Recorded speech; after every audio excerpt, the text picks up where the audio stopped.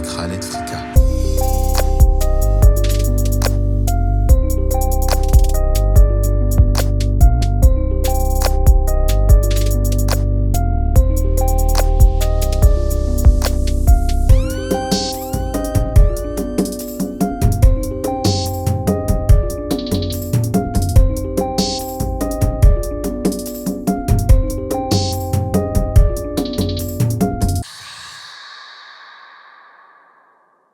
Je suis une personne un peu extravertie. On me surnomme souvent l'ange blond, et par rapport déjà à mon métier artistique, et puis par rapport à mes passions, puis ma façon d'être. Donc j'ai toujours eu un style un peu androgyne, un peu un peu ambigu en fait. J'ai souvent joué là-dessus sans m'en rendre compte. En fait, je suis comme ça. Je suis très ambigu dans ma façon d'être. Et donc, alors évidemment, comme j'ai quand même quelques années derrière moi, on m'a pas toujours appelé l'ange blond, bien sûr.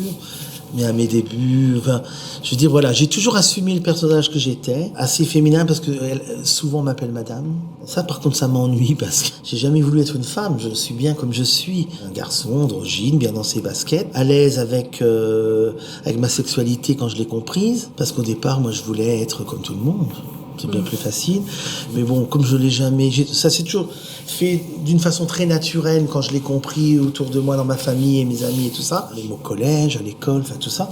Donc, j'ai pas eu vraiment ce problème. Mais c'est aujourd'hui que ça se complique. Et déjà par rapport à mon métier artistique, parce que je suis quand même un chanteur. Donc, quand on me voit sur scène avec ma mèche blonde et un peu androgyne et apparemment j'étais un peu fashion aussi. Donc, évidemment, là, j'ai le droit à des colibets de toutes sortes. C'est une tarlouse, c'est encore un PD. Non seulement on me le dit, mais on me l'écrit sur les liens sociaux. Très ouvertement, j'ai dû déposer plainte l'année dernière, je crois. Je le fais jamais, mais là, parce que j'avais vraiment eu un message très homophobe et très raciste, qui incluait dedans Hitler. Donc là, j'ai pas laissé passer, je suis allé porter plainte. Bon, j'ai pas eu de réponse. Suite à ça, bon, je suppose qu'ils l'ont retrouvé, parce que après, toutes ces personnes-là se cachent derrière des pseudonymes. Non, par contre, dans la rue, effectivement, on s'est déjà retourné sur moi en me disant Zamel, un mot que je ne connaissais pas, qui veut dire tapette ou pédale, je sais pas quoi, non. Mais bon, voilà. Mais par contre, c'est vrai qu'aujourd'hui, autant j'ai jamais eu peur avant. J'ai toujours été à l'aise, fier de qui je suis, parce que j'ai pas à avoir honte, ni me cacher, non. Moi, je suis comme je suis. Et moi, j'ai toujours aimé jouer sur le fait que je voulais être différent de tout le monde. J'adore quand on me dit, toi, t'es un cas, c'est pas courant. Ça me plaît. J'adore ne pas être comme les autres. Mais par contre, effectivement, maintenant, il arrive où on me dit ce genre de trucs dans la rue quand je marche, soit Plastane ou je sais pas où. C'est pas que ça me dérange, mais j'ai peur. Parce que je lis tout ce qui se passe quand même. Et moi, j'ai pas envie de tomber sur des homophobes un beau jour et puis qui me cassent la gueule ou qui me brûlent ou je ne sais trop tout ce qu'on voit maintenant. C'est plus ça. Et c'est ça qui est dommage aujourd'hui parce que franchement, les nouveaux gays d'aujourd'hui ne vivent pas la même chose. Dans la rue, ça arrive que c'est souvent des jeunes d'ailleurs qui se retournent et puis qui disent ça, ou alors moi je dis rien, je passe mon chemin parce que moi je te dis, maintenant j'arrive à un âge où j'ai peur parce que je lis tellement de choses sur Twitter, sur Facebook, sur plein de choses, ou sur les sites gays et tout ça, sur Stop Homophobie par exemple, etc. Et moi j'ai pas envie de vivre ça, surtout à mon âge aujourd'hui. Alors j'ai un peu moins de discrimination peut-être que d'autres personnages, parce que c'est vrai que j'ai un visage quand même très androgyne. Souvent on me prend pour une femme, donc forcément quoi que je suis une femme dans la rue qui passe, on m'appelle madame. Donc voilà. Mais par contre, quand je suis dans mon personnage artistique, où là c'est plus amplifié par le maquillage, par ma coiffure qui est complètement différente de la vie de tous les jours, où là on sent nettement que c'est un peu un style Patrick Juvet, quoi. Donc là forcément j'ai plus de difficultés, mais surtout, mais c'est toujours par écrit. C'est toujours sur les réseaux par sociaux, rapport sur YouTube, sur une de mes chansons, ou alors sur mon Facebook, ou c'est des trucs. Bon. Après, quand tu sais que t'es médiatisé, que tu sais très bien de toute façon qu'il y a des... En plus, moi j'ai fait une émission qui s'appelle Incroyable Talent, donc forcément ça n'a pas arrangé les choses. parce qu'ils se sont appuyés sur mon personnage très ambigu d'ange blond. Et donc, les jeunes trous de balle, j'appelle ça, là, de 12-13 ans, là, ils se sont gargarisés à se foutre royalement de ma pomme et voilà, et à mettre ça un peu partout, donc ça a fait du buzz. Et à caricaturer. Voilà, après, moi, non. Non, moi, je suis à l'aise dans mes baskets, il n'y a pas de souci. Mais... C'est surtout par rapport, j'ai peur d'un jour de tomber sur des gens qui vont me faire du mal dans la rue. Parce que moi, j'ai eu la chance de naître à une époque où, honnêtement, ils en rigolaient, les hétéros. Mais c'était pas méchant. En fait, ils comprenaient pas. Moi, j'ai souvent eu la chance. En fait, je rentrais dedans. Moi, à l'armée, etc. J'ai jamais été emmerdé. À l'école, quand j'étais en 6e, en 5e, il y avait la cour de récréation. Il y avait les filles et moi, et les garçons à part qui jouent au foot ou je sais pas quoi. Et j'étais toujours les filles et moi, tu vois. Et je savais même pas ce que j'étais, parce qu'à l'époque, je croyais même que j'étais bi au début. Mais j'ai jamais eu de problème. Et après, parce que les gens m'aiment bien quand même en général, et essaient de comprendre. Alors il y en a qui venaient me poser des questions, et quand je leur expliquais, mais après, tu vois, ils avaient plus du tout d'a priori. Au contraire, moi je vois à l'armée, il aurait pas fallu qu'on me fasse du mal, justement, parce que là, ils étaient tous avec moi. D'accord. Le fait que je me cachais pas, et ouvertement, je leur disais, mais je suis comme ça. Alors il y avait je sais pas si je peux vous dire au micro, mais il y avait des genre de petites plaisanteries, hein, tu vois, tiens, t'as vu, etc. J'ai dit, bah oui, viens. Tu vois, je rentrais dans le truc. Montre-moi, viens. Je leur expliquais, et d'aller dans les conversations avec eux, et de leur expliquer, et le fait que j'étais tellement naturel, et que j'en avais pas honte, et ben, après, ils trouvaient ça eux aussi naturel, finalement. C'est ça qui est drôle. Tu utilises l'humour aussi? Oui, beaucoup. Et puis, mais ça passe.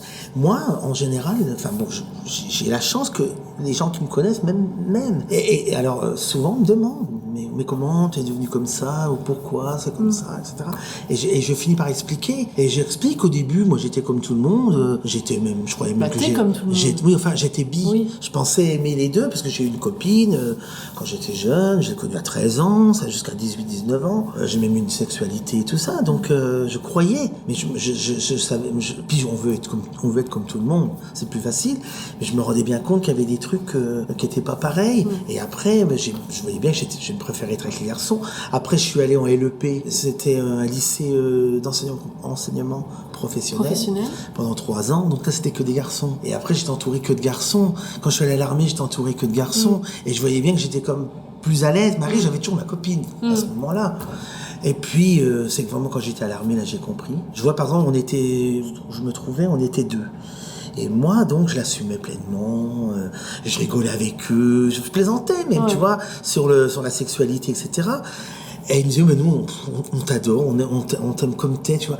Et l'autre, tu vois, qui était plus en retrait, à dire, oh, mais non, je suis pas comme ça. Et ben, ils étaient toujours en train de m'emmerder, tu vois. Alors, mais c'était pas méchant. À ces époques-là, c'était pas ce qu'on voulait. Mais en fait, moi, je trouve qu'on a régressé. Avant, il y avait pas tous les réseaux sociaux, c'était plus de la naïveté, hein. Bon, il est pas comme nous, mais il savait pas trop. Puis les parents, n'en parlaient pas, etc. Mais aujourd'hui, avec tout ce qui existe, il y a quand même moyen d'être au courant. Et de voir que, bah oui, il y a des garçons, il y a des filles, il y a des garçons qui aiment des filles, et des garçons qui aiment des garçons. C'est quand même très facile. Mais pour moi, c'est quand même plus les parents, hein, au départ. C'est l'éducation. C'est l'éducation, parce que moi, je vois par exemple chez nous, mes petits-neveux, mes petites nièces, très très tôt dans l'âge. Bon, à l'époque, moi j'avais un copain, donc on leur a fait comprendre que, bah oui, que moi, le tonton, bah, il est ma garçon. Et donc, pour eux, c'est naturel. Bah, tu vois, ils vont voir un garçon mignon à la télé, ils vont me dire, t'as vu tonton, il est beau, hein, celui-là, tu voudrais bien comme celui-là, tu vois. Pour eux, c'est naturel, parce qu'on n'en a jamais fait de tabou. Ah bah oui, bah, il y a des garçons qui aiment des filles, il y a des garçons qui aiment des garçons. Voilà, et si tous les gens étaient comme ça chez eux, on n'aurait pas tous ces problèmes qu'on a. Pareil pour la religion. Hein. Alors là, joker. Mais c'est le même principe. Mais je veux dire, c'est ça. Et alors après, on les éduque. C'est un pédé, encore une tapette, encore ci, encore ça. Forcément, la haine, elle monte comme ça. Et puis, alors, il y a des jeunes qui ne sont pas forcément d'accord, mais qui, pour être en accord avec les autres, vont aller dans le même sens, alors qu'ils ne sont pas forcément d'accord. Alors c'est vrai qu'il y a une partie de la population qui est devenue très tolérante, mais celle qui ne l'est pas est devenue beaucoup plus violente, en fait. C'est ça que je ressens. Ouais. Moi. Comme j'ai toujours assumé très tôt de mon tout jeune âge et que je m'en suis beaucoup amusé, je le prends avec amusement. Je me dis, bon, encore un... Allez, c'est un basique, il n'a pas compris, c'est pas... Enfin, voilà, tu vois, je le prends comme ça. Par contre, tu vois, j'ai peur. C'est ça, j'ai fini par avoir peur. Un exemple tout bête, j'ai une carte pour aller au cinéma mensuel, et ben je préfère aller avec ma voiture à Ludre, exporter de Nancy, que d'aller à pied au cinéma le soir et sortir, je sais pas à quelle heure du cinéma, et de me retrouver seul pour rentrer chez moi. Parce que maintenant, j'ai peur. Alors qu'avec ma voiture, je me sens sécurisé, etc. Ouais. Tu vois, c'est ça. Et je m'en suis pas rendu compte toujours tout de suite, en fait, parce que comme moi j'ai la chance d'avoir le permis et une voiture depuis très longtemps, donc finalement je suis pas beaucoup dans les bus, les tramways et à pied, etc. Et c'est depuis un certain temps où je fais l'effort, tu vois, de marcher, d'aller plus en ville, etc. Et de temps en temps prendre des bus, parce que c'est très pratique finalement, parce qu'on peut pas se garer, etc. Enfin bon, bref. Et c'est là que tu sens les regards, tu vois les regards des gens. Alors je te dis, moi c'est très modéré, et on va dire de 0 à 100, on va dire c'est sur 25% à peine, parce que souvent on confond avec une femme. J'ai vraiment un physique, on me dit régulièrement madame dans n'importe quel magasin, n'importe quoi. Enfin bon, voilà. Alors que même quand je suis pas bien rasé, on me dit madame, donc c'est un peu le fait que je sois blond, j'ai des sourcils très fins. Bon, c'est vrai que je les ai épilés très jeunes, mais bon, après du coup ça n'a jamais repoussé, c'est comme ça. Donc ça me donne un visage androgyne. Ça, c'est la faute à Michael Jackson d'ailleurs. J'ai voulu faire comme lui pour les sourcils à l'époque. Et voilà. Et par contre, dans le milieu artistique, je l'ai jamais vraiment revendiqué.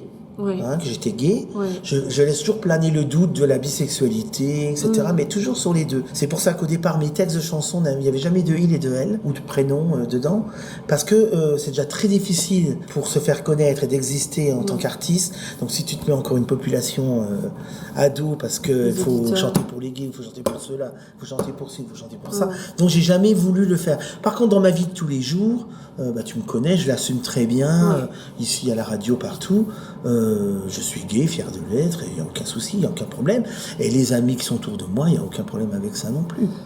Moi, je pense que c'est à la racine qu'il faut aller, c'est les parents. Si les parents étaient éduqués, qu'on savait les sensibiliser, les éduquer, leur faire comprendre que... Et là, je parle vraiment de l'homophobie, mais je parle aussi du racisme, et je parle des religions et de tout pareil, que voilà, on est tous différents, mais qu'on est tous des êtres humains. Et que voilà, il y a des grands, des gros, des petits, des blonds, des bruns, des je sais pas quoi. Et il y a aussi, en sexualité, voilà, ça serait tellement plus simple, parce que les enfants évolueraient, mais n'y prêteraient même pas attention.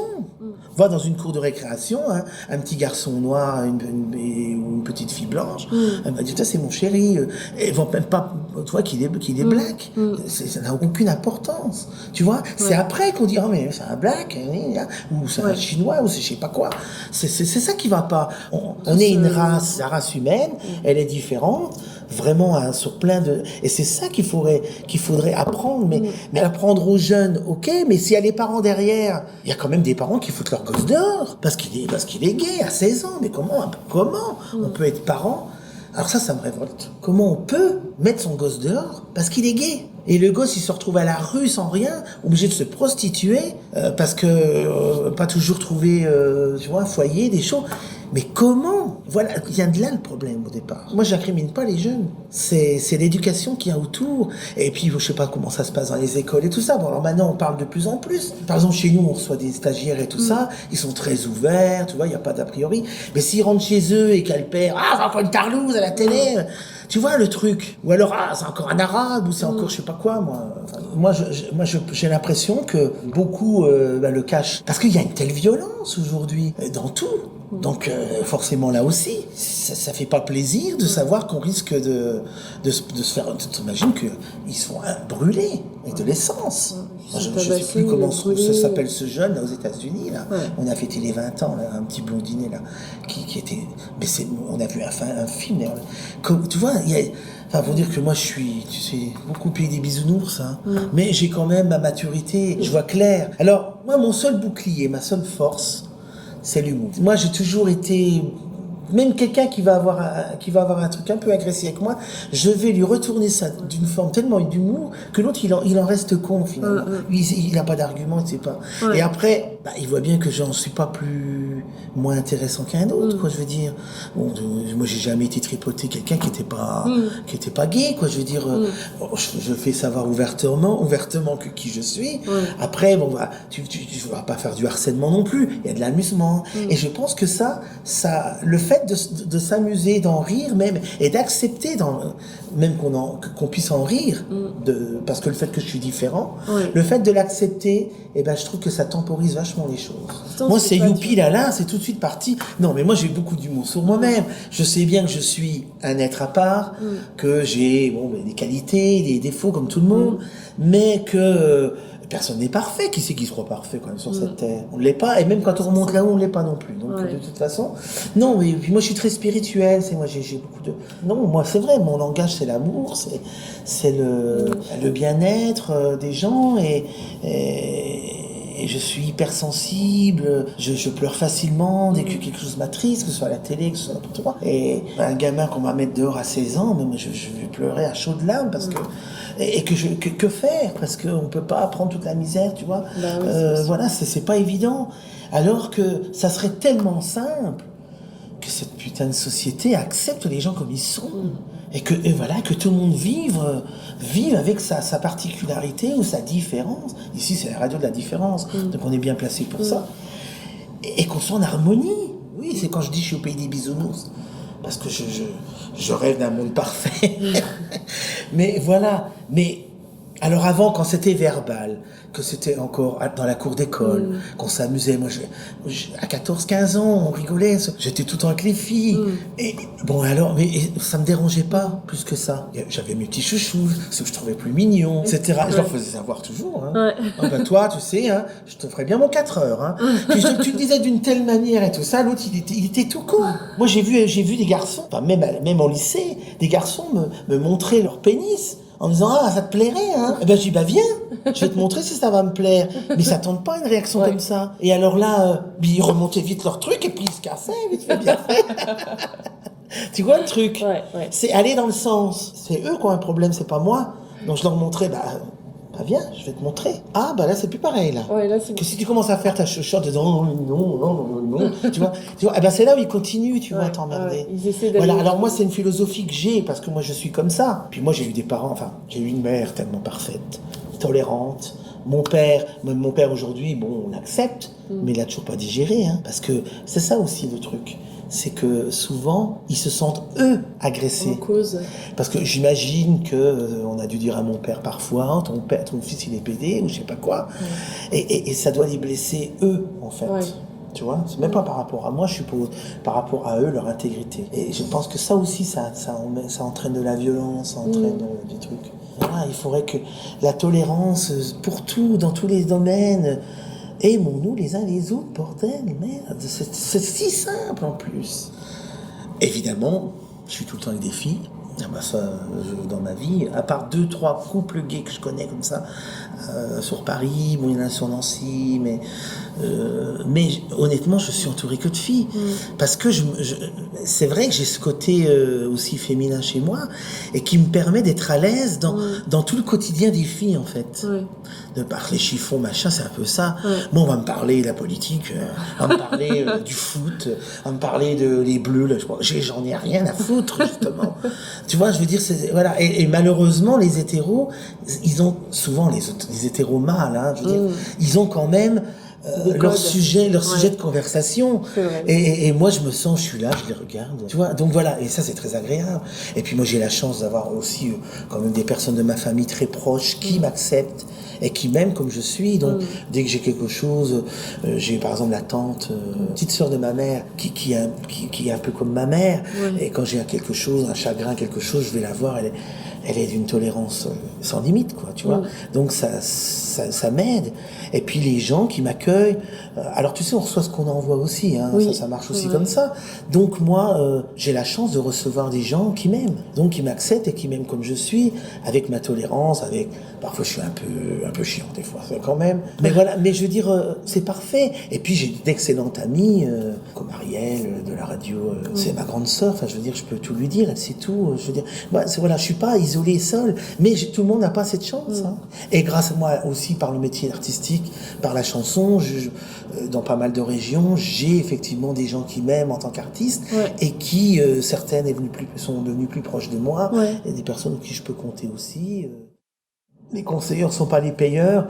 Bon, déjà se rapprocher des associations qui peuvent les aider, les aiguiller, hein, ça c'est le premier truc. Hein. Ils ont la chance, ils ont tous des smartphones, ils ont tous et avec les liens sociaux et avec tout ce qui existe maintenant, il y a quand même moyen de pouvoir SOS homophobie, etc. Ça, voilà. Et puis, par contre, au niveau de la famille, il y a que le langage.